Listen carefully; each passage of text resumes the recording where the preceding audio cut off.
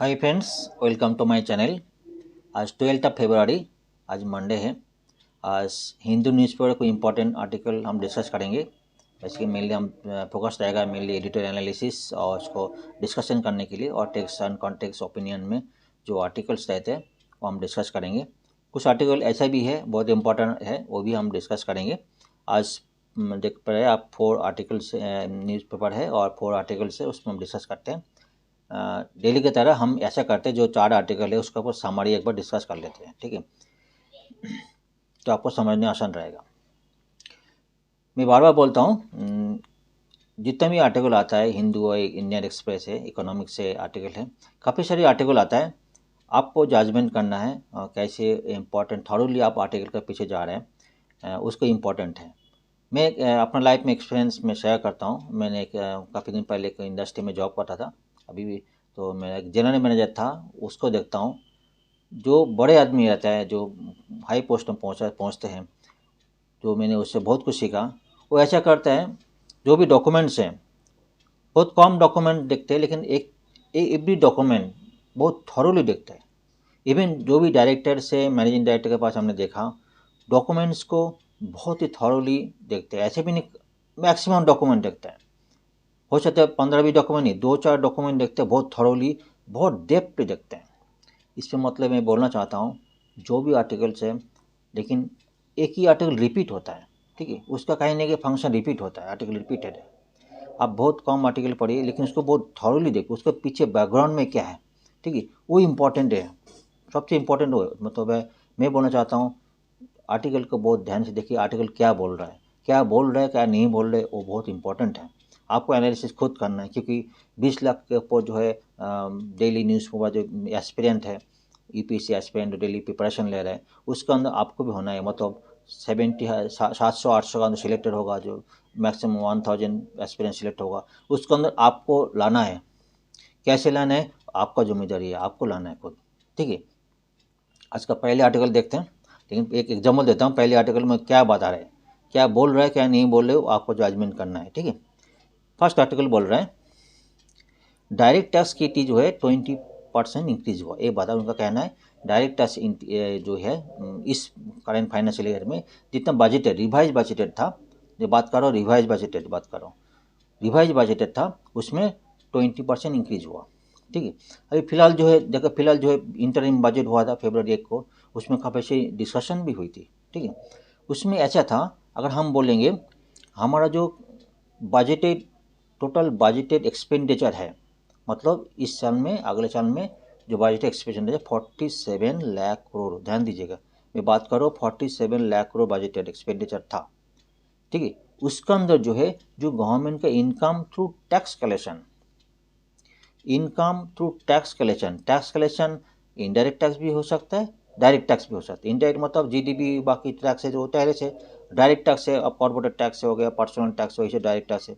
उसके अंदर होंगे 26 लाख करोड़ जो है इनकम है थ्रू टैक्स कलेक्शन, ध्यान दीजिएगा।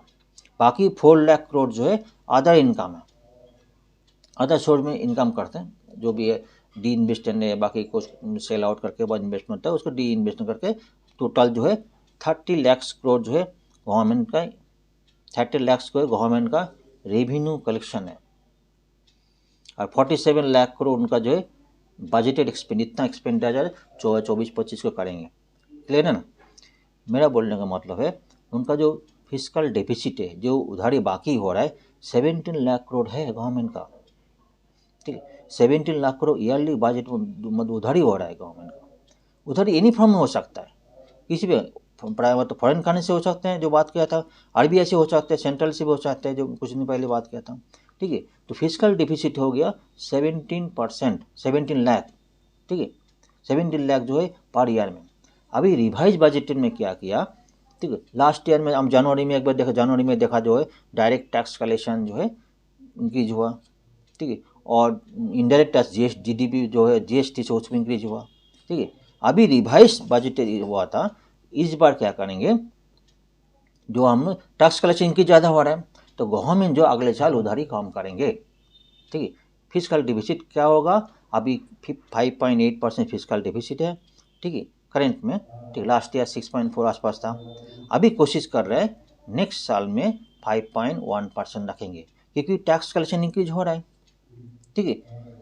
इनडायरेक्ट टैक्स जीएसटी कलेक्शन हो रहा है, इसका वजह से जो है फिजिकल डेफिसिट उन्होंने इंक्रीज कर, फिजिकल डेफिसिट कम रखेंगे, जीडीपी का जो है 5.1% रखेंगे, और 25-26 तक क्या करना है 4.5% लाना है। इसके ऊपर कई सारे इकोनॉमिस्ट कई सारे अलग अलग उन्होंने एनालिसिस किया, ठीक है। तो फिलहाल जो आज का टॉपिक है, उन्होंने क्या बोला, डायरेक्ट टैक्स कलेक्शन है 20% इंक्रीज हुआ। नेट डायरेक्ट टैक्स की बात कर रहा हूँ, ग्रॉस में क्या 17% इंक्रीज हुआ। उसको ग्रॉस के बाद क्या होता है, कुछ रिफंड भी करना पड़ता है, उस रिफंड देने के बाद जो है 20% इंक्रीज हुआ। मेरा बोलने मतलब क्या है, सफिशेंट है? नहीं, सफिशेंट नहीं है। गवर्नमेंट का जो 47 लाख करोड़ तक जो रेवेन्यू एक्सपेंडिचर का टारगेट है, 47 लाख करोड़ इनकम होना चाहिए। अभी टोटल इनकम जो है टैक्स अदर सोर्स में 30 लाख करोड़ है, मतलब 17 लाख करोड़ अभी भी बाकी है, ठीक है। एक एनालिसिस का और डिटेल हम देखेंगे, हो सकता है एक क्लियर होगा सबको जो मैं बोलना चाहता हूँ। दूसरा बात बोल, डिकोडिंग इंडियाज इकोनॉमिक रियलिटीज़, ठीक है। ये आर्टिकल क्या बोल रहा है, रिसेंटली फाइनेंस मिनिस्टर पार्लियामेंट में क्या बोला है, व्हाइट पेपर उन्होंने सबमिट किया। व्हाइट पेपर में क्या बोला है, लास्ट 20 ईयर्स, मतलब यूपीए का 10 ईयर्स, इंडिया का 10 ईयर्स उन्होंने कंपैरेटिव स्टडी किया, ठीक है। उन्होंने ये बताया था जो यूपीए गवर्नमेंट का जो प्रोग्रेस है, ग्रोथ है, बहुत पोर था as compared to NDA. NDA में जो है बहुत सारी इंक्रीमेंट, बहुत सारी ग्रोथ किया, बहुत सारी प्रोग्रेस किया। इस आर्टिकल में उसका एनालिसिस किया, एनालिसिस में उन्होंने बताया, ठीक है। अभी जो फोटो देखा फिजिकल डेफिसिट की बात कर रहा था, जो है 9 पॉइंट कहता था, 9.2 था पैंडेमिक के टाइम में, उसके बाद कम होता, अभी 6.4 था।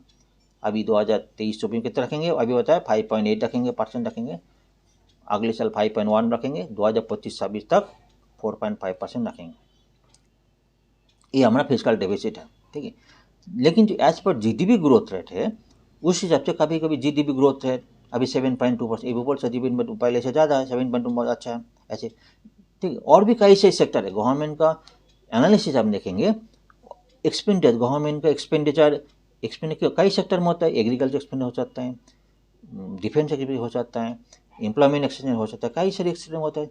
उसमें यूपी में कई परफॉर्मेंस अच्छा है, कई इसमें एनडी का परफॉर्मेंस अच्छा है, ठीक। इन्वेस्टमेंट यूपीए के रूल में अच्छा था, एनडी के रूल में कम है, ऐसे भी देखा गया।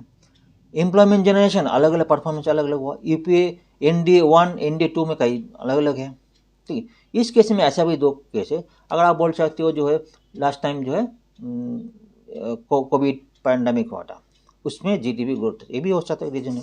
उसका पहले फर्स्ट यूपीए ND1 में क्या हुआ था, जीएसटी लागू हुआ था, उसके बाद डिमोनेटाइजेशन हुआ था, उसके वजह से भी थोड़ा स्लो हो गया था।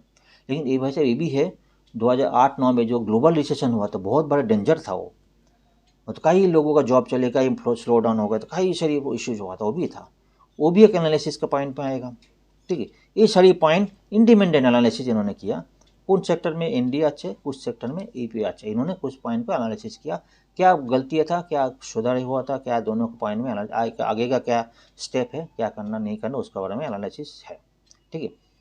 तो नेक्स्ट स्टेप चलते हैं, इसका एनालिसिस करेंगे डिटेल में और डिटेल देखेंगे।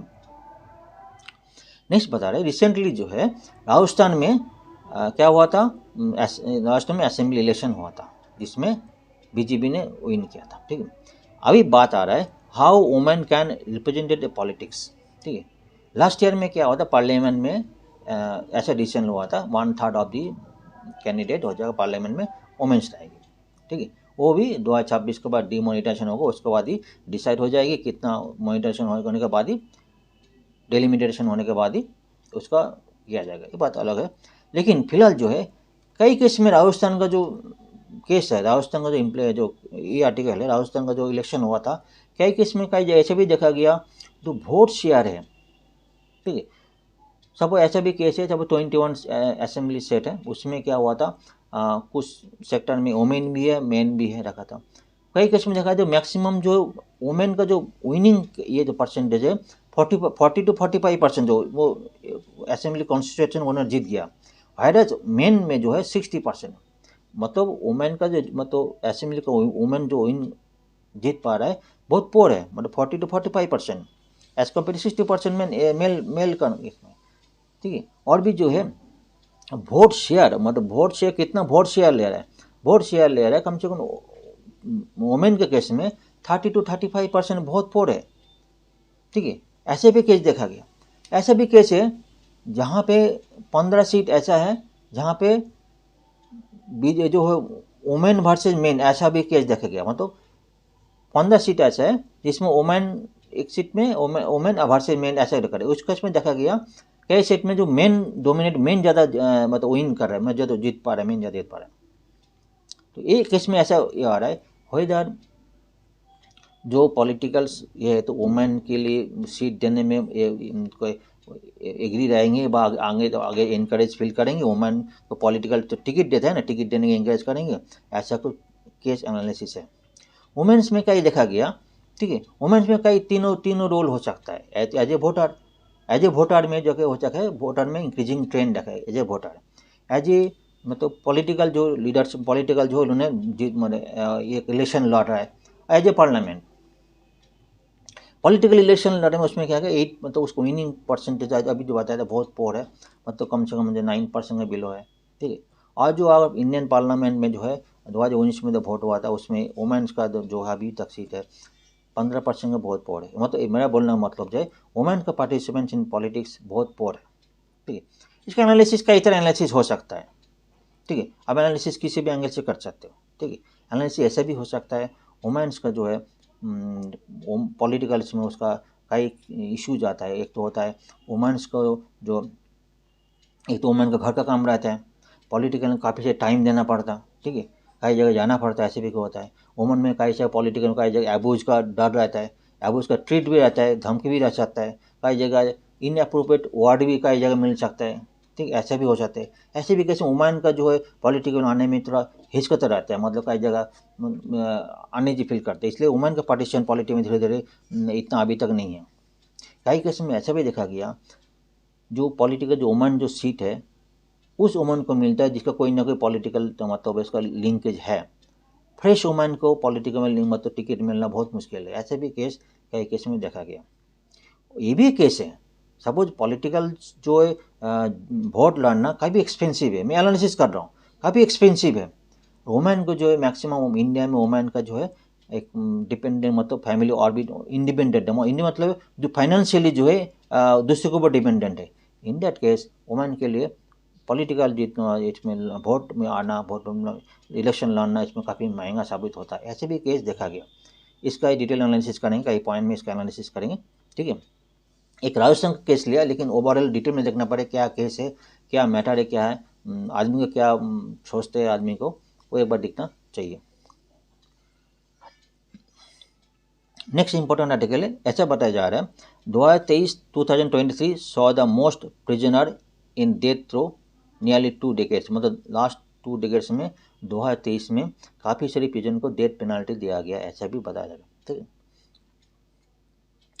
डेथ पेनाल्टी कई किस्म में डेथ पेनाल्टी काफ़ी, अभी हमारा जो इंडियन पेनल कोड जो है अभी चेंज हुआ है, इसमें किसी को जो अगर कोई इम्प्रिजन में कई हो सकती है, डेथ पेनाल्टी हो सकता है, ठीक है। दूसरे लाइफ टाइम सेंटेंस पेनल्टी हो तो इम्प्रिजन हो गया।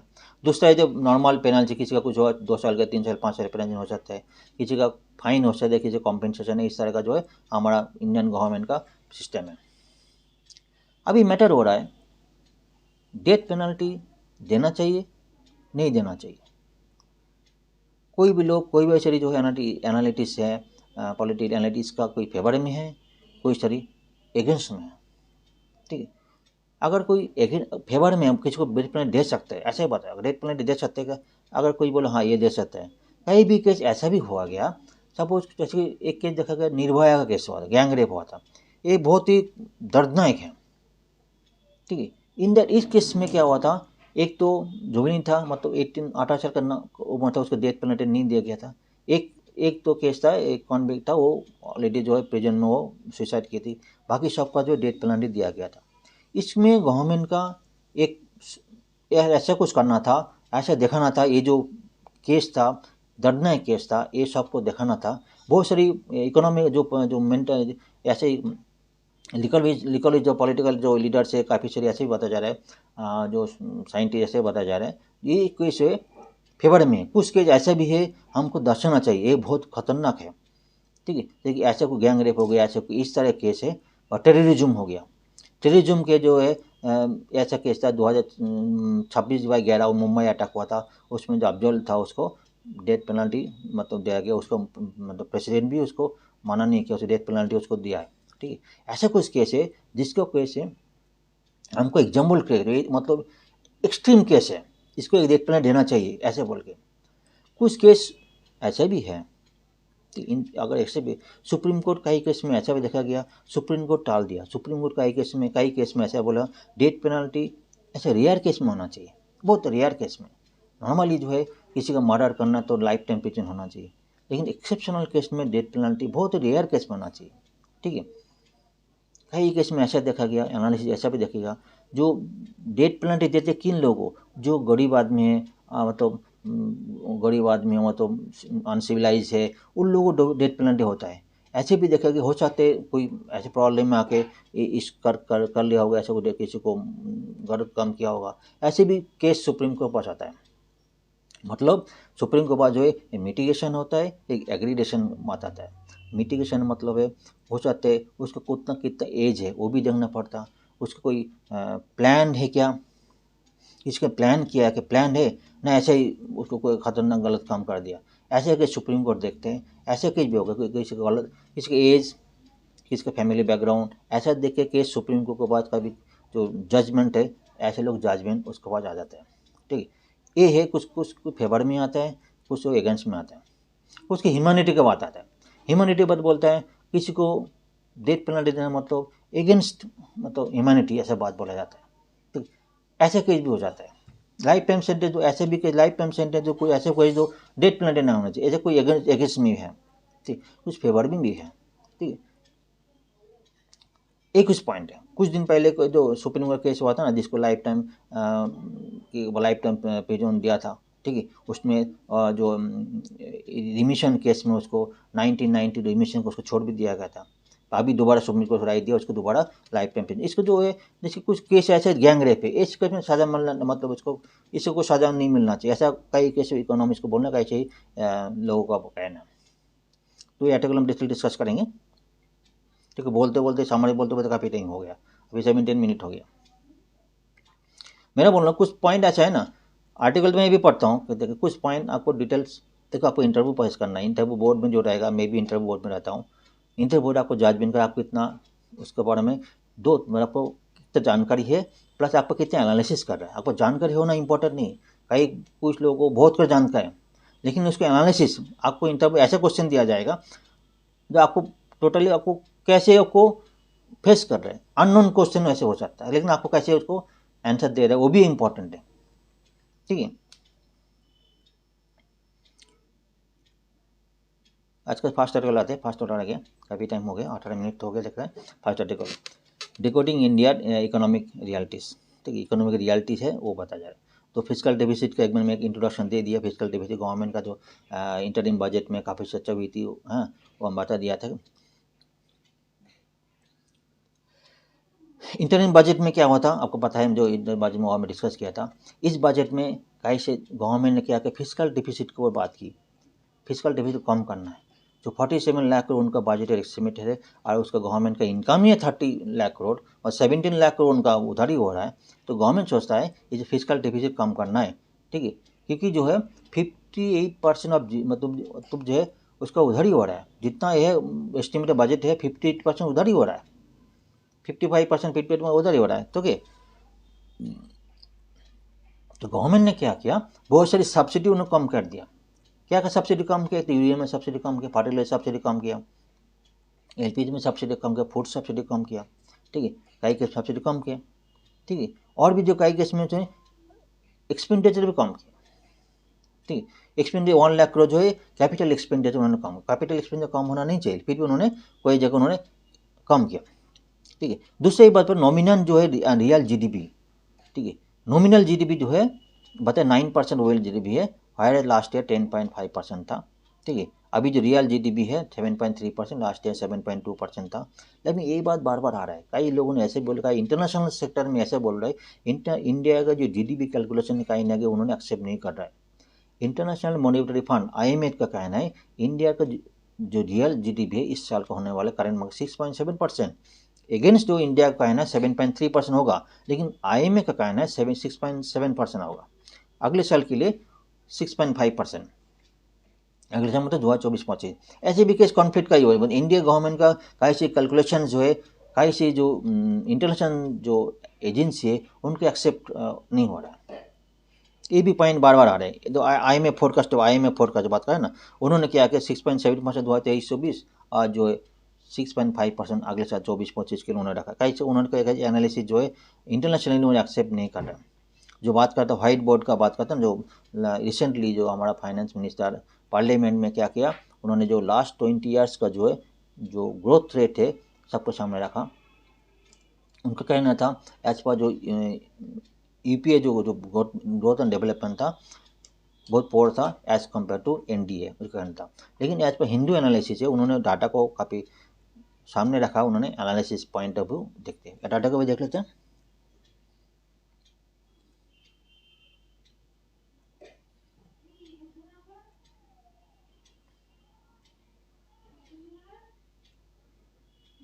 ठीक है, यहाँ पे EP1 EP2 EP2 में 2009 से 14, ठीक है, एंड ND1 और ND2 दोनों सेक्टर में उन्होंने किया, ND1-2 दोनों में किया, ठीक है। कुछ केस में हम देखेंगे मिक्स रिजल्ट है, कई केस में EP अच्छा है, कई केस में ND अच्छा है, ठीक है। हम बात करेंगे capital expenditure EP1 2.2% of GDP, and उसके बाद EP2 में 1.8, NDA1 में 1 कम हो गया 1.7 आ गया, ND2 में इंक्रीज हो गया, मतलब एक कैसा मिक्स, मतलब NDA2 में इंक्रीज हो गया, ND1 में बहुत पोर हो गया था। कैपिटल एक्सपेंडिचर हमारी इकोनॉमी का बहुत इंपॉर्टेंट है। कैपिटल एक्सपेंडिचर हमारे इकोनॉमी का बैकबोन है, उसमें आने वाला दिन में इनकम होने वाला है, ठीक है, इनकम जनरेट करेंगे, कुछ ना कुछ करेंगे, ठीक है। फूड सब्सिडी की बात करेंगे, जो EP1 में 0.7 था, उसके बाद इंक्रीज हुआ 2 में 0.9% ऑफ GDP, लेकिन जो है ND1 में 0.8% ऑफ GDP, और ND2 में काफ़ी, मतलब फूड सब्सिडी की बात करेंगे NDO में काफ़ी डिक्रीज हो गया, ठीक है। पेट्रोलियम सब्सिडी की बात करेंगे सेम सिमिलरली जो है काफ़ी जगह 0.7 था, EP2 में था, और इसमें 2.2 में। तो पेट्रोलियम सब्सिडी और जो है फर्टिलाइजर दोनों में जो है बहुत पोर था। फर्टिलाइजर साइड में देखेंगे, फर्टिलाइजर बीच में फर्स्ट छोड़ गया, फर्टिलाइजर जो है देखेंगे वो भी जो है 0.8 था, उसके बाद 0.5 0.6। फर्टिलाइजर सब्सिडी भी काफ़ी डिक्रीज है, मतलब इंडिया गवर्नमेंट के। डिफेंस में भी काफ़ी डिफेंस की बात करेंगे, देखिए डिफेंस में काफ़ी इंक्रीज है, डिक्रीज हो गया, काफ़ी डिक्रीज है इंडिया के। एग्रीकल्चर सेक्टर में क्या करेंगे, एग्रीकल्चर सेक्टर में 0.2 था, उसका 0.3, उसका 0.3। ND2 में सेकेंड ND में 0.6 जो है % GDP किया। लास्ट में जो है एग्रीकल्चर सेक्टर में इंडियन उन्होंने एक मिक्स रिजल्ट, अच्छा ही बोलना चाहिए, कोई अच्छा कोई बुरा अच्छा नहीं बोल सकता है, कई केस में अभी तक तो EP में अच्छा रिजल्ट लगा। हेल्थ सेक्टर में क्या करेंगे 0.3, ठीक है, यहाँ पे देखो 0.3 हेल्थ सेक्टर में 0.3 हो गया, ठीक है। अभी कुछ दिन पहले हेल्थ का रिपोर्ट आया था, हेल्थ का जो सेक्टर आया था हमारा जो गवर्नमेंट का जो 0.2-0.1% के आसपास जो हेल्थ सेक्टर में है वो उसका बजटेड है, लेकिन बाकी बांग्लादेश है, पाकिस्तान है, श्रीलंका जो है इसमें उसको मतलब काफ़ी जो 4-5% वो जो करते हैं। मतलब हमारा हेल्थ सेक्टर में हमारा जो इन्वेस्टमेंट है बहुत पोर है। हेल्थ सेक्टर में तो करना ही है, मतलब अगर इकोनॉमी हम ग्रोथ कर रहे हैं, हम बोल रहे हैं वर्ल्ड में 3rd पोजीशन आ जाएंगे, अगले 2-3 साल 3rd पोजीशन आ जाएंगे, ठीक है, और 2047 में हम डेवलप कंट्री के अंदर आ जाएंगे, लेकिन हमारा जो पॉपुलेशन है उसका हेल्थ सही नहीं रहेगा तो ये भी है आने चल के दिन में कैसे परफॉर्म करेगी, ये भी वर्ल्ड में जो काफ़ी सारी इशूज बातचीत चल रहा है, ठीक है। कैपिटल एक्सपेंडिचर बात कर लिए, कैपिटल रेवेन्यू एक्सपेंडिचर की बात करेंगे क्योंकि 12.6 13.2 रेवेन्यू एक्सपेंडिचर जो है पहले ND1 में रिड्यूस हो गया था, उसके बाद ND थोड़ा, उसके पहले बाद ND2 में थोड़ा इंक्रीज है, फिर भी UPA से उन्होंने कम है, ऐसा बात करो। टोटल एक्सपेंडिचर देखो, टोटल एक्सपेंडिचर बात मिक्स रिजल्ट है। टोटल एक्सपेंडिचर ND1 में रिड्यूस हुआ 12.8 था, UPA2 में 15 था, उसके बाद टोटल एक्सपेंडिचर थोड़ा इंक्रीज हुआ। डेवलपमेंट का बात करेंगे, दोनों अर्बन और रूरल डेवलपमेंट की बात इंपॉर्टेंट टॉपिक है। 0.8 था, मतलब % ऑफ GDP इतना खर्चा करना है, ठीक है, और जो है उसमें डेवलप ND1 में कम हुआ था, ND2 में इंक्रीज हो गया। अर्बन अर्बन में जो है 0.1 था, यहाँ अर्बन में इंक्रीज किया। कुछ पॉइंट में हम देख रहे हैं एनडीए का अच्छा है, कुछ पॉइंट जो ईपीएफ का अच्छा है। ईपीएफ का जो है हेल्थ सेक्टर, जो फर्टिलाइजर सब्सिडी, फूड सब्सिडी काफ़ी इंक्रीज था। Defence sector, agriculture sector, education sector जो है, हेल्थ सेक्टर में जो है बात करेंगे ईपीए टू, हेल्थ में तो दोनों बराबर है, बाकी सेक्टर में यूपीए अच्छा है। इन कुछ सेक्टर में एनडीए परफॉर्मेंस अच्छा किया। एनडीए का बात करेंगे कुछ सेक्टर में जाकर पैंडमिक हुआ था, उसमें जो इनकम कम होता है बात कर रहे होते हैं, ऐसे भी ऐसे केस है। यूपीए में जो एक रिसेशन हुआ 2008 में भी, ऐसे भी केस है। ठीक है, आगे बढ़ते हैं। बात होगी रेवेन्यू।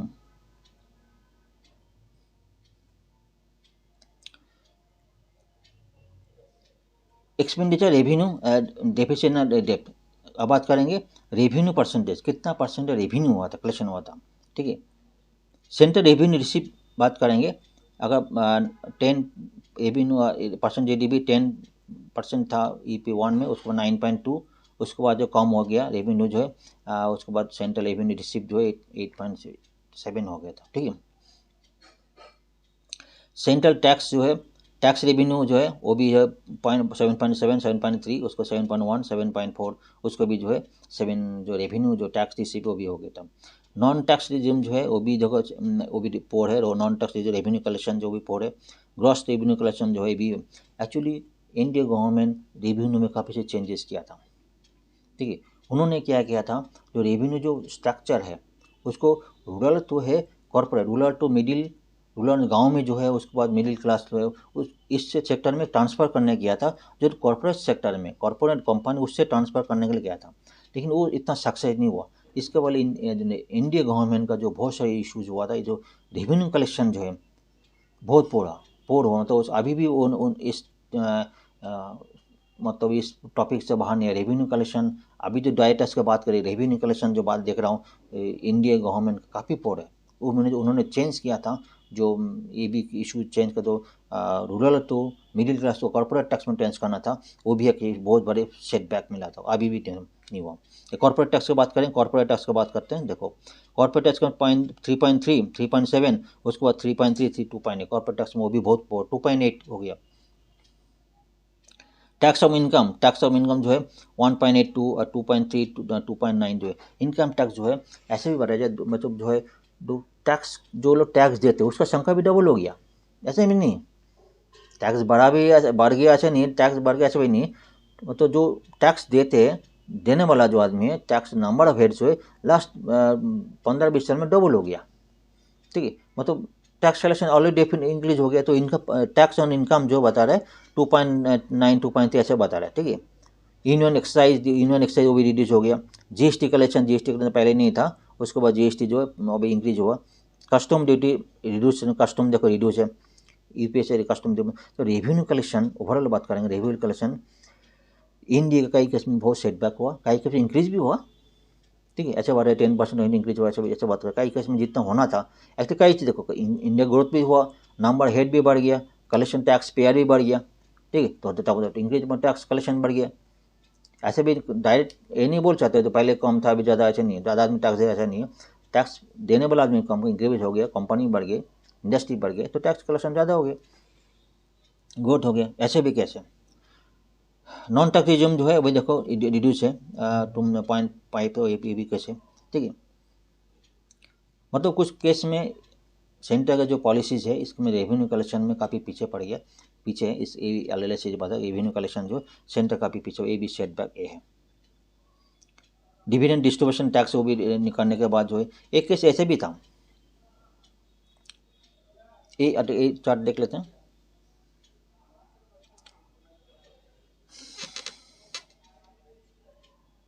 डेफिसिट, फिजिकल डेफिसिट की बात कर रहे थे, फिजिकल जो 0.4% था, जो बात EP1 4% था, 5.4 था, अभी उसके बाद 3.7 आ गया, पैंडेमिक के बाद 6.64 मतलब 6.6% आ गया।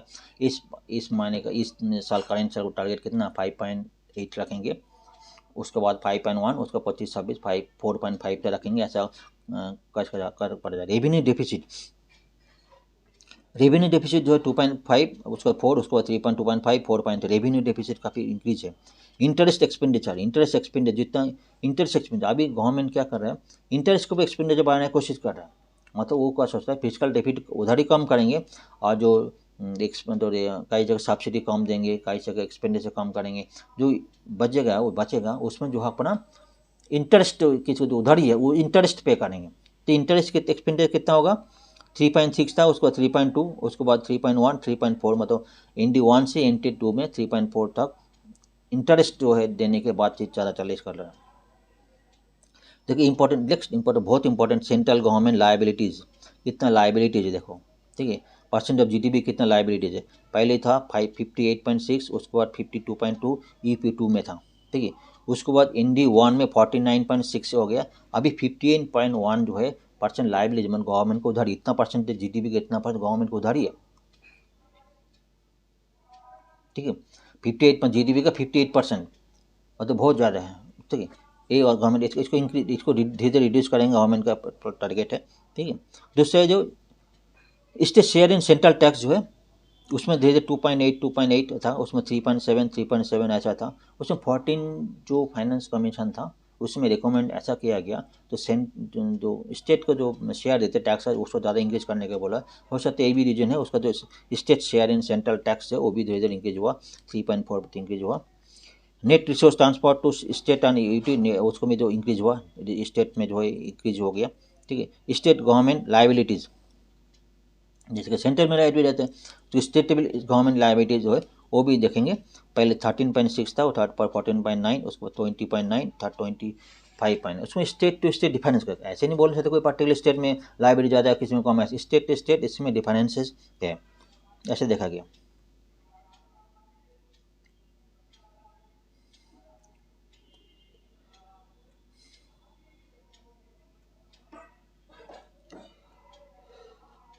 ग्रोथ एंड इन्फ्लेशन बात करेंगे।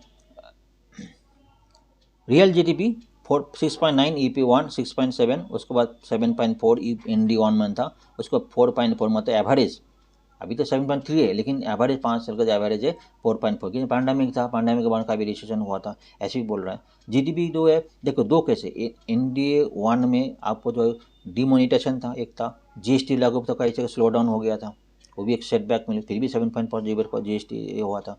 फिर ND2 में क्या हुआ था, उसमें COVID-19 हुआ। फिलहाल जो फिर भी जो है यूपी में टाइम में 2008-9 में रिसेशन हुआ, जिसका इम्पैक्ट काफ़ी 2-3 साल रहा, ग्लोबल रिसेशन हुआ, वो भी बहुत बड़ा सेटबैक हुआ, मतलब दोनों केस में कहीं ना कहीं सेटबैक तो वही हुआ है। CPI इन्फ्लेशन का बात करेंगे, फूड इन्फ्लेशन बात करेंगे। CPI इन्फ्लेशन 9.1, 9.4, 3.4 और 5.9 CPI इन्फ्लेशन हुआ। CPI इन्फ्लेशन और फूड इन्फ्लेशन जो 12.3 जगह फूड इन्फ्लेशन काफ़ी डिक्रीज है, डिक्रीज किया। इसमें गवर्नमेंट काफ़ी RBI का भी रोल है, RBI रोल का भी रेपो रेट पहले 4% था, रेपो रेट बढ़ते बढ़ते का अभी 6.5 पर रेपो रेट लाएगा। रेपो रेट बढ़ाने क्या करेंगे, रेपो रेट अभी कुछ दिन पहले डिस्कस हुआ, अगर रेपो रेट बढ़ाएंगे तो क्या होगा, बढ़ाएंगे तो कम से कम जो मार्केट में जो मनी है वो बैंक के अंदर आ जाएगा, मार्केट में मनी फ्लो रिड्यूस हो जाएगा रेपो रेट के लिए, उसका ऑलरेडी टॉपिक ऑलरेडी डिस्कस किया, ठीक है। तो रेपो रेट अभी तो 6.5 चल रहा है, पहले 4% था EP का टाइम, तो वो भी इंक्रीज है, गवर्नमेंट का रोल भी है इन्फ्लेशन रिड्यूस करने के लिए। अगर GVA का बात करेंगे, GVA gross value added debate 7.4, 6.3, जो सेम ट्रेंड है जो एज पर GDP का है। एग्रीकल्चर सेक्टर में देखेंगे, जैसे एग्रीकल्चर सेक्टर में यूपी में अच्छा रोल इन्वेस्टमेंट था, तो 9.6 और 17.8 था, अभी हुआ इतना शेयर है एग्रीकल्चर शेयर में, अभी वो रिड्यूस हो गया ND के टाइम में। ऐसी बात करो एग्रीकल्चर कुछ पॉइंट में जो है यूपी के टाइम में उसका एक्सपेंडिचर ज़्यादा था। सिमिलरली इसका ग्रोथ जो है ये देखेंगे जो है 19.6, 17.8 एज पर इंडिया, तो अच्छा ग्रोथ था। सर्विस सेक्टर में 47.9, 51.1, और अभी इंक्रीज सर्विस सेक्टर में इंक्रीज हुआ, ठीक है। सर्विस सेक्टर में जो है अभी देख रहे सर्विस ग्रोथ तो है ही, कुछ दिन पहले डिस्कस हुआ था, सर्विस सेक्टर ग्रो कर धीरे धीरे। इंडस्ट्री सेक्टर में 32.4, 31.2, 31.2, इंडस्ट्री तो एज इट इज है, कोई चेंज नहीं।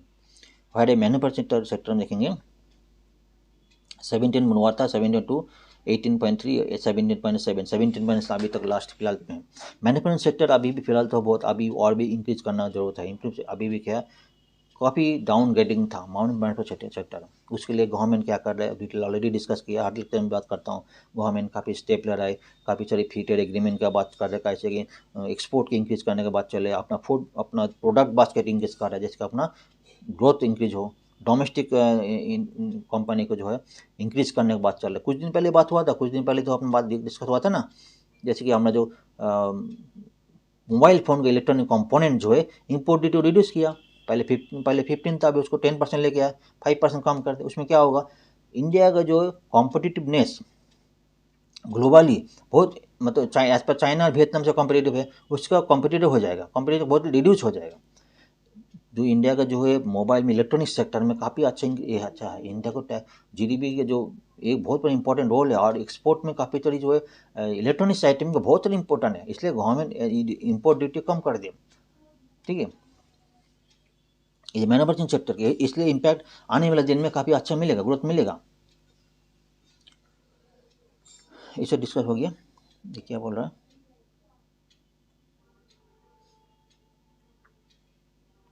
डोमेस्टिक कंजप्शन इन्वेस्टमेंट की बात करो, प्राइवेट इन्वेस्टमेंट जो पहले इन्वेस्टमेंट ज़्यादा था, 6.8 पर प्राइवेट इन्वेस्टमेंट, पब्लिक इन्वेस्टमेंट काफ़ी ज़्यादा था। यूपीए गवर्नमेंट में इन्वेस्टमेंट काफ़ी इंक्रीज था एज पर इंडिया गवर्नमेंट। ठीक है, उसका फ़ायदा भी मिला था उसको। ठीक है, रियल इन्वेस्टमेंट देखो 12.7.5, उसको रियल इन्वेस्टमेंट भी पहले यूपीए गवर्नमेंट का, कुछ सेक्टर में यूपीए गवर्नमेंट काफ़ी अच्छा था, कुछ सेक्टर में इंडिया गवर्नमेंट अच्छा है। ठीक है, दोनों कोई ऐसे बोलने का भी कोई एक का ऐसे नहीं, एज पर एनालिसिस। आज मैं बार बार बोल रहा हूँ, आपको एनालिसिस डाटा के साथ बताना है। ठीक है, डाटा के साथ बताना है। कल एक बात करा था, ये जो यूनिफॉर्म सिविल कोड, यूनिफॉर्म आपको बताना है, मुस्लिम का ऑलरेडी पॉलीगमी है ना, और भी कम्युनिटी, डाटा के साथ बताना है, आपको फैक्ट बताना है। आपको ओवरऑल जो मैंने बात को नहीं चलेगा कभी जगह। प्राइवेट इन कंजप्शन जो 56.9, 56.6, 58.60, कंजप्शन बढ़ेंगे तो क्या होगा, कंजप्शन बढ़ेंगे तो इन्वेस्टमेंट बढ़ेगी, ग्रोथ भी बढ़ेंगे। ठीक है, एक कुछ पॉइंट है रियल प्राइवेट कंजप्शन, एक काफ़ी सारे डिस्कशन हो, काफ़ी सारे हमने कोशिश की काफ़ी सारे एंगल को डिटेल डिस्कशन करने के लिए। ठीक है, आपने और भी आर्टिकल देखेंगे, यही मतलब हमने काफ़ी सारी स्टडी करके इसको हमने देखा। हिंदू वाले काफ़ी हिंदू न्यूज़ काफ़ी उन्होंने स्टडी किया, काफ़ी डाटा कलेक्ट किया, काफ़ी सारी उन्होंने उसको भी एनालिसिस किया। ठीक है, एक कुछ पॉइंट है। नेक्स्ट आर्टिकल चलते हैं। आज चारों आर्टिकल बहुत इंपॉर्टेंट है, काफ़ी टाइम लगेगा, 37 मिनट हो गया, मैं मेरा मोबाइल में दिखाई दे रहा है। ठीक है, नेक्स्ट आर्टिकल चलते हैं। नेक्स्ट आर्टिकल डिस्कस करते हैं। इसके इंट्रोडक्शन में बहुत कुछ बता दिया था। एक बात है, जो हमारा घर का पीछे पूजा हो रहा है, इसमें बहुत सारी उसमें आवाज़ बहुत हो रहा है, थोड़ा कंसिडर करना पड़ेगा।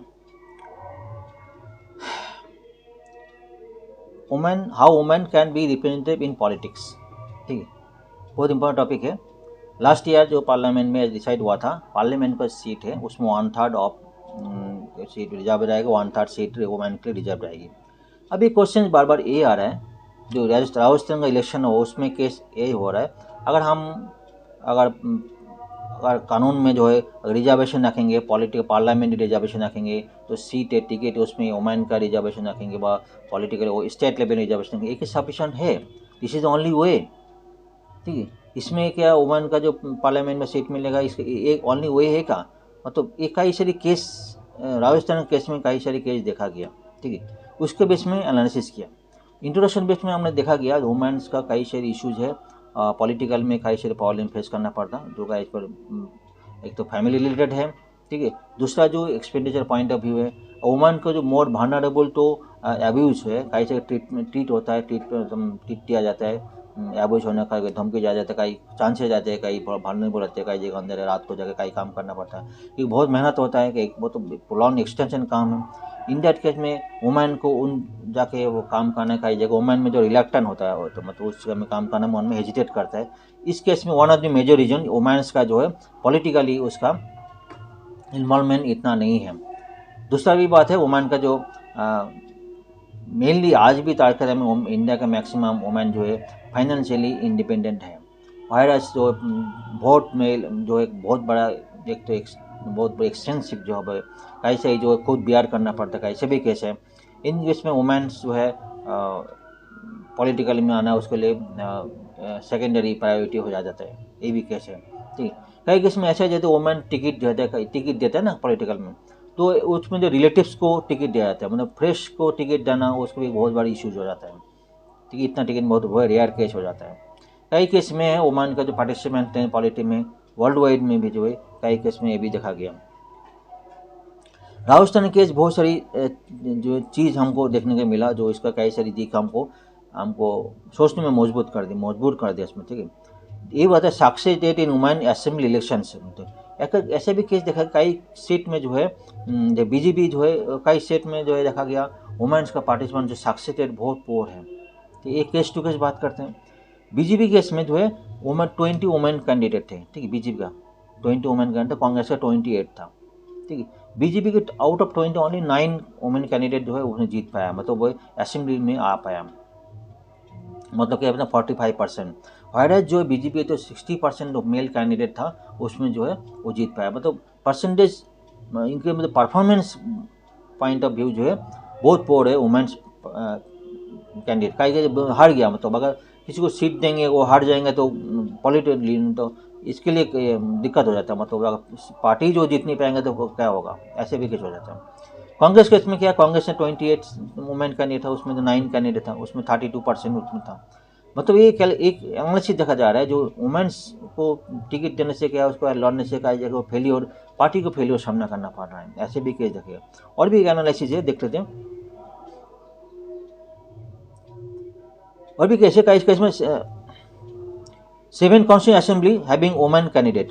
ठीक है, 7 कॉन्स्टिट्यूंट में वुमेन टू मैन केस में था, opposite women opposite. In that case में देखा गया कांग्रेस में 3 जीता, बीजेपी 3 जीता, 3-3-6, एक दूसरा अनपढ़ था। लेकिन जो ऐसे भी देखा गया जो परसेंटेज शेयर वोट शेयर करना था बहुत पोर है इनके साथ वुमेन। अगर वुमेन में कोई पार्टी में लीडिंग करे उसमें टिकट जो पॉलिटिकल फाइट कर रहे उसमें वोटर जो है सो वोट बहुत कम देना जा पा रहा है। अगर एवरेज 42% ऊपर वोट शेयर आ रहा है तो जहाँ पे वुमेन कैंडिडेट है वहाँ पे वोट शेयर कम से कम बहुत पोर है, 30%, 31% वोट शेयर है, तो इसमें हारने का चांस बहुत ज़्यादा हो जाता है। इसमें जो पॉलिटिकल जो पार्टीज है उसमें वुमेन्स को टिकट देने में आने वाला दिन में देंगे कि नहीं देंगे उसको भी बहुत सारी एक आर्गूमेंट आ रहा जा रहा है। मतलब वोटर्स भी जो है ऐसा भी ज़्यादा वोटर्स जो है वुमेन को वोट देने में थोड़ा हेजिटेट करता है, ऐसे भी केस बात हमें आ रहा है।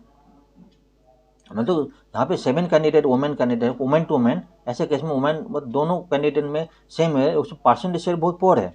ऐसे भी केस देखा गया जहाँ पे देखिए एक बात बताओ, एक केस और भी है। देखिए ऐसे भी केस है 13 लोकसभा ये है कांग्रेस परफॉर्मेंस है, मतलब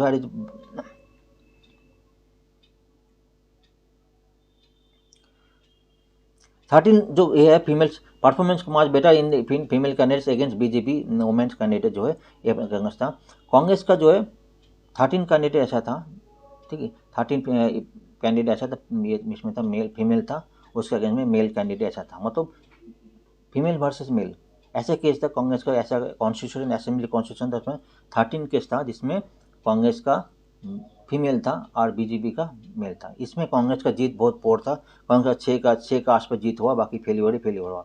ठीक है, 7 केस में बीजेपी जीता, मतलब बीजेपी का परसेंटेज जहाँ पे मेल परसेंट ज़्यादा हुआ था। ठीक है, हायरा जो बीजेपी केस में 21 असेंबली था जहाँ पे बीजेपी का फीमेल था, कांग्रेस का मेल था। इन दैट केस बीजेपी का परफॉर्मेंस बहुत एक फेलियर था, इसमें ऐसा केस था। ठीक है, तो ऐसा भी केस उठ के आ रहा है। कई केस में जो है जाके वोटर्स लोग जो है वहाँ पे वोट देने, फीमेल लोग को वोट देने में कभी हिचकिचा रहा है, ऐसा भी केस सामने आ रहा है। ठीक है, ऐसे भी केस अगर सिर्फ रूल्स रेगुलेशंस कानून में बदलाव करने से इंक्रीज होगा, उसमें इम्पोर्टेंट होगा और फीमेल्स को पार्टिसिपेट मिल जाएगी, क्योंकि जीत के तो आना पड़ेगा। अगर कोई ऐसे कोई पार्टी में अगर फीमेल को टिकट देंगे उसमें हार जाएंगे तो पॉलिटिकली उसमें इम्पैक्ट हो जाता है। ऐसे भी केस बहुत सारी बातचीत उठ के आ रहा है। ठीक है, परसेंटेज वोट शेयर बहुत कम, 30% का आसपास आ जाता है। ऐसे भी जो तृणमूल कांग्रेस का बात लिया, तृणमूल कांग्रेस का बात लिया, तृणमूल कांग्रेस में देखा गया जो है 46 वुमेन कैंडिडेट 2021 में था। ठीक है, 32 कैंडिडेट ओन 46 में 32 कैंडिडेट ओन किया, जीता था। और एमएलए जो था वो भी डिक्लाइन हुआ था, मतलब फीमेल कैंडिडेट में भी काफ़ी डिक्रीज हुआ था। ठीक है, ऐसा बहुत सारे केस ऐसा भी है। तो बहुत सारी रीजन हमने पकड़ा, फीमेल कैंडिडेट का भी रीजन है, कई सारी क्या दिक्कत फेस करते हैं जो फीमेल पार्टिसिपेंट्स में, वो भी डिटेल डिस्कशन किया। ठीक है, चलिए बहुत जल्दी दूसरा आर्टिकल चलते हैं। नेक्स्ट आर्टिकल आ गया है जिसका मैंने इंट्रोडक्शन इसके बारे में दे दिया है। 2023 में saw the most prisoner to on death row nearly 2 decades, मतलब 2 डिकेट्स में 2023 में मैक्सिमम डेथ रो हुआ। उसके बाद सुप्रीम कोर्ट राइजिंग, उसके बाद प्रेसिडेंट के पास जाएगा उसको फाइनल इस करने के। किसी ने पिटिशन की जो मार्च से पिटिशन दिया किसी ने प्रेसिडेंट के पास, तो उसको केस में प्रेसिडेंट देते हैं। अभी बात हो रहा है डेथ पेनल्टी देना चाहिए किसी को, नहीं देना चाहिए। ठीक, इसके बाद इंट्रोडक्शन पार्ट में कोई फेवर में है, कोई अगेंस्ट में है, बात करें। कुछ केस में देना चाहिए ऐसे बात करें, कुछ में जो निर्भया केस हुआ जिसमें गैंग रेप हुआ था, ठीक है, इन केस में गवर्नमेंट में जो एक्यूज है एक को छोड़ के जो 18 साल के नीचे बाकी सबको डेथ पेनल्टी दिया था। एक तो सुसाइड की तो बाकी सबको डेथ पेनल्टी दी थी।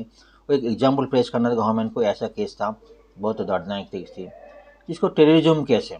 26 बार बड़ा जो केस था अफजल था, उसको डेथ पेनल्टी उसको दिया गया। उसको प्रेसिडेंट के पास मार्च से पिटिशन भी दिया था, लेकिन प्रेसिडेंट उनको मना कर दिया, डेथ पेनल्टी दी। इस केस में देना चाहिए ऐसा बताया जा रहा है। ठीक है, सुप्रीम कोर्ट के पास जो है कई केस आता है। सुप्रीम कोर्ट क्या बोलते हैं, कई केस में सुप्रीम कोर्ट के पास आया है। ऐसे भी केस है जो बोलता है बलवंत सिंह केस है। ठीक है, बलवंत सिंह ऐसा केस था पंजाब में 1995 में। पंजाब जो फॉर्मर चीफ मिनिस्टर था बीन सिंह को, उसको मर्डर करने में उसका सबसे मेन एक्यूज था बलवंत सिंह।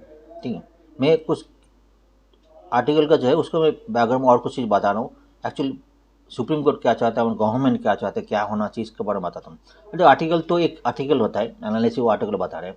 ठीक है, एग्जाम पॉइंट है वो, कुछ चीज़ आपको जानकारी होना चाहिए जो एग्जाम में आता है, रिलेटेड कुछ पॉइंट है जो आपको जानकारी होना चाहिए, वो मैं ज़्यादा बता रहा हूँ। आर्टिकल तो एक आर्टिकल एनालिसिस होता है, ठीक है, समझ गए ना।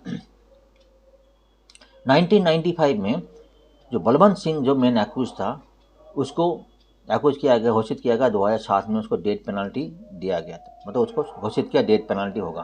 ठीक है, उसके बाद उसको जो है मार्सी पिटिशन दिया गया। मार्सी पिटिशन जो है एक गुरुद्वारा है, ठीक है, एक कमिटी है प्रेसिडेंट के बाद मार्ची उसका कमा पार्टी ने मार्ची पिटिशन दिया गया। ठीक, 2012 से अभी तक पेंडिंग है। इवन सुप्रीम कोर्ट भी उन्होंने पेंडिंग किया सेंट्रल गवर्नमेंट के बाद उसको देखने के लिए। 2012 से भी वो पेंडिंग है, मतलब 2007 में उसको डेथ पेनल्टी दिया गया। ठीक, उसके बाद सुप्रीम कोर्ट के बाद उसके बाद सुप्रीम कोर्ट 1-2 महीने टाल दिया। उसके बाद जो है प्रेसिडेंट के बाद 2012 से पेंडिंग। स्टेट गवर्नमेंट भी कोई स्टेप डिसीजन नहीं पा रहा है। इसका मतलब 15 साल के ऊपर जो है, मतलब 2007 में हुआ, अभी कितना हो जाएगा, मतलब 20 साल के ऊपर जो उन्होंने तो प्रिजन नभोग के लिए प्रिजन में है। ठीक है, ऐसे कुछ केस है। सुप्रीम के पास और भी कुछ केस है। एक तो है 1974 में एडिगा अमांगा बोल के केस था, अन्नम्मा का केस किया था, एडिगा अन्नम्मा केस था। इसमें इन वर्सेस आंध्र प्रदेश, ये सुप्रीम कोर्ट केस था। इस केस में सुप्रीम कोर्ट क्या बताएं, उसको बोलो जो मर्डर केस में मेनली जो मर्डर जो लेट द मर्डर केस में उसकी इम्प्रिजन होना चाहिए। ठीक है, और जो है बाकी अदर केस में अदर पनिशमेंट हो सकता है। अगर किसी को ऑप्शन नहीं, कोई जज है उसके पास ऑप्शन नहीं, रेयर केस में और कोई ऑप्शन खाली नहीं अदर देन मतलब डेथ पेनल्टी, इन केस उसको पॉइंट आउट घोषणा रीजन देना पड़े क्यों डेथ पेनल्टी, उसको रीजन होना चाहिए, कोई ऑप्शन ना हो। ऐसा कोई रेयर केस में डेथ पेनल्टी केस ऐसा बताया सुप्रीम कोर्ट राय दिया था 1974। कौन सा केस है, एडिगा अमन्ना वर्सेस आंध्र प्रदेश केस में। ठीक, 2 केस था। ऐसे भी और एक केस है 98 में Bachchan Singh versus Punjab government case था। इस केस में सुप्रीम कोर्ट ने कुछ जजमेंट दी थी। ठीक है, इस केस में ऐसे बोला सुप्रीम कोर्ट बोला जो डेथ पेनल्टी ऐसे रेयर केस में होना चाहिए। ठीक है, बहुत rare, other than any option कोई खुला ना हो, जज के पास ऑप्शन कोई खुला ना हो, ऐसे केस में उसको डेथ पेनल्टी देना चाहिए। अदरवाइज कुछ ऑप्शन खुला है तो उसको तो इम्प्रिजन होना चाहिए और कुछ ऑप्शन होना चाहिए। 2-3 पॉइंट सुप्रीम कोर्ट जज के पास ध्यान देना पड़ेगा। एक तो मिटिगेटिंग फैक्टर, ठीक है, और 2 एग्रीगेटिंग फैक्टर। ध्यान से सुनिए, मिटिगेटिंग फैक्टर में जो एक्यूज है उसका एज कितना है, उसका एज अगर यंग है ना ओल्ड है, उसको सुधरने का मौका हो दे सकते कि नहीं, सुधरने का मौका मिल सकता है नहीं मिल सकता, ऐसा कैसे हो सकता है। ठीक है, उसका कुछ कितना फैमिली बैकग्राउंड है, कितना डिपेंडेंट है, ऐसा कुछ है। ठीक है, एग्रीगेटिंग फैक्टर है क्या है, मुझको उसका कुछ मर्डर किया, कुछ ऐसा कुछ काम में कोल्ड ब्लडेड है, मैं प्लान है, प्री प्लान है, ऐसे कुछ केस के प्लान किया क्या, ठीक है, ऐसा कुछ है। एग्रीगेटिंग फैक्टर जो है, मिटिगेटिंग फैक्टर, दोनों केस को बैलेंस करके जजमेंट देना चाहिए। किसी को ऐसा भी केस में डेथ पेनल्टी देना ऐसा नहीं होना चाहिए, क्योंकि मैं इंट्रोडक्शन पार्ट में दोनों पॉइंट फेवर में हमारे एगेंस्ट में दोनों पॉइंट बात किया। वैसे बहुत सारी कंट्री ऐसा भी है जिसका जो उन्होंने कॉन्स्टिट्यूशन चेंज किया, उन्होंने डेथ पेनल्टी के अगेंस्ट में बहुत सारे पॉइंट डिस्कशन की थी, ठीक है। और जो है अभी इस पॉइंट में देखेंगे, सुप्रीम कोर्ट लास्ट ईयर जो है बिल्कुल कोई किसी को डेथ पेनल्टी दिया नहीं, लास्ट ईयर जो ऐसा कुछ था, ठीक है। डेथ रोड हुआ लेकिन पेनल्टी सैंक्शन नहीं हुआ, कन्फर्म नहीं हुआ, ऐसा कुछ मतलब सुप्रीम 2023 में ऐसा केस है। एक कुछ पॉइंट है, 3 जजमेंट बोला। 1995 में जो है बलवंत सिंह का केस था जिसमें अभी भी पेंडिंग है, डेथ पेनल्टी अभी हुआ नहीं। 1974 में एडी गामन्ना और आंध्र प्रदेश केस था, जिस सुप्रीम कोर्ट जो है रेयर केस में बताया जो है पर्टिकुलर जो मर्डर केस में नॉर्मली इम्प्रिजन होना चाहिए, अदर देन एक्सेप्शनल केस में डेथ पेनल्टी, अदर और कोई ऑप्शन ना खोला हूँ। और 1980 में जो है बचन सिंह का केस था वर्सेस पंजाब गवर्नमेंट केस था, ऐसे केस सुप्रीम कोर्ट वाले दिया। ऐसे कोई ऑप्शन है गवर्नमेंट के पास और कुछ ऑप्शन है, जिसके बाद ही एग्रीगेटिंग और मिटिगेटिंग फैक्टर कंसिडर करने के बाद डेथ पेनल्टी होना चाहिए। रेयर केस में जो है डेथ पेनल्टी का ऑप्शन होना चाहिए, ठीक है। ये कुछ सारी फैक्टर बोल दिया, अगेंस्ट में पॉइंट सारी फैक्टर डिस्कशन हो गया। अभी आर्टिकल जो मेन आर्टिकल उसको देख लेते हैं। आर्टिकल तो आर्टिकल होता है, ठीक है। आर्टिकल क्या बोल रहे हैं, in 2023 high court confirm the death sentence 1% of the prisoner whose has case are up for decision. जितना डिसीजन हुआ हाई कोर्ट 2023 में 1% को उन्होंने कन्फर्म किया। तो डेथ पेनल्टी के लिए नीचे ट्रायल कोर्ट से उसके पास आया, लेकिन हाई कोर्ट आए देते हैं आगे जाते हैं, उसको 1% को डेथ पेनल्टी कन्फर्म किया हाई कोर्ट ने, ठीक है, ऐसा बताया जा रहा है। ऐसे कुछ स्टडी की इन्होंने कुछ प्रोजेक्ट में 2023 में एनालिसिस की, उसमें कई केस में देखो, इसमें कई कन्फर्म हुआ एक्यूटेड, मतलब आधा 45% आसपास जो है उन्होंने कोई कम हो गया, तो एक्यूटेड वो खलास हो गया, किसी को मतलब है कम्यूटेड मतलब कम कर दिया, उसको सजा कम कर दिया, ऐसे केस में हुआ। रेयर केस में 1% केस में जो है उसको जो है कन्फर्म किया गया, 1% कम केस में, ठीक है। और 6% ऊपर ट्रायल कोर्ट में जो दोबारा ट्रायल कोर्ट में जाके रिमांड डिक्री में भेजा गया, 6.5% को भेजा गया, ठीक है। ये कुछ पॉइंट है, ठीक है।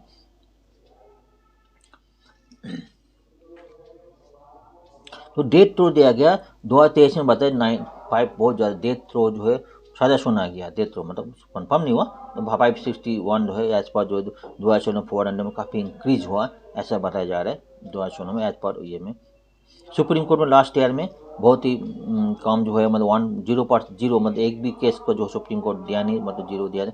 2021 में 0 था, उसके बाद 2020 का 8 सेंटेंस ऐसा था जिसको सुप्रीम कोर्ट डेथ सेंटेंस इन्होंने सुन दिया गया, ठीक है। सारी पॉइंट डिस्कस होगी, कुछ टेंशन नहीं।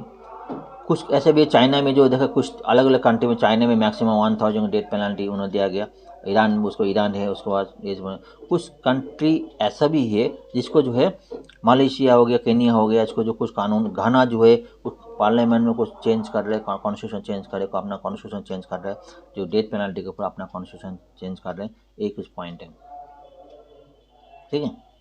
सारी पॉइंट डिस्कस किए, एवरी पॉइंट हम डिस्कस, सुप्रीम कोर्ट जजमेंट हम क्या जजमेंट है डिस्कस किया, सुप्रीम गैप जजमेंट क्या दिया, कौन से केस में डेथ पेनल्टी होना चाहिए, कौन से केस में उसको इम्प्रिजन होना चाहिए, ठीक है। और एक पॉइंट है, भारत जो नया संहिता नया कुछ केस है उसमें डेथ पेनल्टी की नंबर ऑफ केस इशू जो है बढ़ गया, मतलब पहले 12 था इंडियन पेनल कोड में 1860 में, अभी तो भारत जो नया संहिता में 18 हो गए, ये भी केस पेंडिंग, मतलब इशू केसेज बढ़ गए, डेथ पेनल्टी ऐसा कि डेथ पेनल्टी होना चाहिए ऐसा बोल के, अभी आगे जगह देखते क्या होता है इसके ऊपर हमें। एक कुछ पॉइंट है, चलिए लास्ट आर्टिकल चलते हैं, जिसके बाद डायरेक्ट टैक्स जो कलेक्शन है उसका डोमेन इंट्रोडक्शन ऑलरेडी हमने बहुत अच्छी तरह दे दिया और कुछ पेंडिंग नहीं, ठीक है, फिर भी एक बार देख लेते हैं। नेक्स्ट आर्टिकल आ गया हमने इसका इंट्रोडक्शन में ऑलरेडी डिटेल में डिस्कशन किया है, फिर भी कुछ पॉइंट और भी डिटेल छूट गया है, और अभी कुछ पॉइंट और डिटेल डिस्कस करते हैं। डायरेक्ट टैक्स की क्या हुआ, उसमें 20% इंक्रीज हुआ, ये बताया 20% नेट, मतलब जो ग्रॉस होता है, ग्रॉस होने के बाद जो है कुछ रिफंड होता है, तो ग्रॉस में कितना हुआ था 18.38 लाख जो है ग्रॉस कलेक्शन हुआ डायरेक्ट टैक्स, ठीक है। उसके बाद रिफंड होने के बाद कितना हुआ मतलब ग्रॉस तो 17.3% last year as per last में इंक्रीज हुआ। उसके बाद को रिफंड होने के बाद कुछ देता है, रिफंड होने के बाद के 15.6 लाख छोड़ रह गया, वो जो लास्ट ईयर से 20.6 जो है उसमें इंक्रीज हुआ 20.6। ठीक है, अभी बात हुआ डायरेक्ट टैक्स कितना। टैक्स दो तरह का है कि डायरेक्ट टैक्स, इन टैक्स आपको पता है, डायरेक्ट इनडायरेक्ट होता है। डायरेक्ट टैक्स की बोलते हैं हम डायरेक्टली पे करते हैं, कोई इंडिविजुअल पे करते, आप खुद भी पे करते, हम भी पे करते हैं। इनकम जो है अपना इनकम हो सकता है, पर्सनल इनकम, सैलरी से हो सकते हैं इनकम हो सकते हैं, प्रॉपर्टी से इनकम हो सकता है, और भी कई से गिफ्ट इनकम होते हैं, कैपिटल गेन का जो हम नॉर्मली करते हैं, हाउस टैक्स होता है, बहुत सारी जो है डायरेक्ट टैक्स होता है। और एक इनकम होते है कॉर्पोरेट इनकम टैक्स। ठीक है, कॉर्पोरेट इनकम टैक्स जो बोलते हैं कॉर्पोरेट कंपनी जो अपना इनकम से वो गवर्नमेंट का टैक्स देते हैं। एक्चुअली क्या 2019 में जो लास्ट इसमें बात कर रहा था ना, एज पर यूपीआई जो गवर्नमेंट और रेवेन्यू कलेक्शन, और यूपीआई गवर्नमेंट और इंडिया गवर्नमेंट जो रेवेन्यू कलेक्शन जो निर्देश हुआ, एक्चुअली 2019 में गवर्नमेंट जो है कॉर्पोरेट जो इनकम टैक्स है वो रिड्यूस कर दिया। पहले 30% था, अभी 22% कर गया था। जो बात हो रहा था, जो एक आर्टिकल में डिस्कस किया था, तो यूपीए गवर्नमेंट से अब इंडिया गवर्नमेंट काफ़ी चेंज किया। ठीक, लेकिन जो इंडिया गवर्नमेंट का फेलियर इसमें सक्सेस नहीं हुआ, जो गवर्नमेंट जितना सोच कर रखा था उतना हुआ नहीं, उसके बाद जो रेवेन्यू कलेक्शन बहुत रिड्यूस हो गया। ठीक है, उसके बाद जो है उन्होंने 2019 में ये भी एक पॉलिसी लागू किया था, जो न्यू मैन्युफैक्चरिंग कंपनी होगा उसके जो है टैक्स जो और भी रिड्यूस हो जाएगा। ठीक है, पहले 22% था, 22% कर दिया, उसको 15% देना, नहीं 15% देना पड़ेगा। नेक्स्ट जो मतलब उसको इन्वेस्टमेंट गवर्नमेंट था, इन्वेस्टमेंट जो है करने के लिए, इन्वेस्टमेंट कैप्चर करने के लिए गवर्नमेंट ने ये पॉलिसी लाया था, नया इन्वेस्टमेंट आया एफडीआई के लिए, तो नया मैन्युफैक्चरिंग कंपनी उसको फिर 15% देना। पहले कितना था 30 था, 30 से 20 किया, इसको भी जो है 15 देना पड़ेगा। ये भी जो है एनालिसिस, जो इकोनॉमिस्ट ये भी एनालिसिस कर रहा है, गवर्नमेंट एनडीए गवर्नमेंट का जो एक रेवेन्यू कलेक्शन जो चेंजेस किया, जो सोच के रखा था उतना हुआ नहीं, इसके वजह रेवेन्यू कलेक्शन जो हमने देखा था उसका बहुत रिड्यूस हो गया। देखो अगर बोल सकते हो डायरेक्ट टैक्स इंक्रीज हुआ, ठीक है, लेकिन नंबर ऑफ ये भी तो बढ़ गया, जो परसेंट होना चाहिए as per GDP, as percent of GDP कितना रेवेन्यू कलेक्शन वो भी है बोलो, क्योंकि फिजिकल डेफिसिट का बात आ रहा है। ठीक है, अभी फिजिकल 5.8 है, उसको कितना करना है, अभी इस साल 5.1 का आसपास करना है, से बताया जा रहा है। ठीक है, और जो अगले साल 2025-26 तक जो है 4.5 करना है, ये भी बात हो रहा है, ये क्लियर हो गया। ठीक है, एक कॉर्पोरेट टैक्स से बात कर लिया। ठीक है, और जो है इनकम टैक्स, पर्सनल इनकम जो है 26.91% इंक्रीज हुआ, एक कुछ पॉइंट है। ठीक है, अभी बताया जा रहा है क्योंकि टैक्सेस कलेक्शन ज़्यादा हो रहा है। ठीक है, तो टैक्स कलेक्शन जाने के वजह अभी जो रिसेंटली यूनियन गवर्नमेंट जो है उनको बजटेड, पहले क्या 18.3 था, 18.23 हम बजट पकड़े, इतना टैक्स कलेक्शन हम करेंगे। ठीक है, क्योंकि इंक्रीज होने के वजह से, जो इंक्रीज होने की वजह क्या किया 19.5 लाख करोड़ जो है उसने टारगेट रखा, इंक्रीज टारगेट रखा। ठीक है, क्योंकि उसमें क्या करेंगे, अगर जो बताया था हमने 47 लाख करोड़ जो है गवर्नमेंट का बजटेड एक्सपेंडिचर है। ठीक है, गवर्नमेंट की इनकम 30 लाख करोड़ के आसपास आ रहा है, क्योंकि उसको बाकी 17 लाख करोड़ जो है गवर्नमेंट उधारी लेंगे, किसी से डिपॉजिट बार लोन फॉर लेंगे, किसी को करेंगे। ठीक है, क्योंकि हमारा टैक्स कलेक्शन ज़्यादा हो रहा है, तो गवर्नमेंट सोचेंगे हमारा उधारी जो है कम लेंगे, उसमें से फिजिकल डिपॉजिट कम हो जाएगा, कि टैक्स कलेक्शन ज़्यादा हो रहा है, फिजिकल डिपॉजिट जो कम हो जाएगा, नहीं तो मतलब उधारी कम हो जाएगी, कलेक्शन ज़्यादा हो रहा है, उधारी कम हो जाएगी। इसके वजह गवर्नमेंट टारगेट रिवाइज टारगेट रखा कि 19.5 रखा, पहले 18.23 था। ठीक है, एक कुछ पॉइंट है। आज बहुत सारे पॉइंट डिस्कशन हुआ, बहुत सारे पॉइंट डिस्कशन हुई, काफ़ी सारे पॉइंट बात भी किया, बहुत से एनालिसिस हमने किया जितना हमसे हो सके। ठीक है, और बहुत सारे पॉइंट है, आपको एनालिसिस करना पड़ेगा, पढ़ना पड़ेगा, आपको बहुत सारी चीज़ पढ़ना पड़ेगा। बहुत सारे पॉइंट हमने कवर नहीं किया, काफ़ी आर्टिकल कवर नहीं किया, वो इतना इम्पोर्टेंट नहीं है। ठीक है, रिपीट है, ऑलरेडी हमने कई बार डिस्कशन कर दिया, हमने उसको रिपीटेड आर्टिकल आ रहा है। ठीक है, कोई आर्टिकल हो सकता है क्वेश्चंस किस तरह आ रहा है, आपको देखना पड़ेगा, क्वेश्चन हो चाहे एंगल किसी एंगल से आ रहा है, तो पूरी आर्टिकल से उसी एंगल से और भी पढ़ना पड़ेगा। ठीक है, thank you very much for seeing my channel, thank you very much, बहुत अच्छी तरह पढ़ाई करिए, wish you all the best, thank you very much. अगर आप मेरा चैनल अच्छा लगा तो लाइक शेयर कमेंट बनता है, थैंक यू वेरी मच।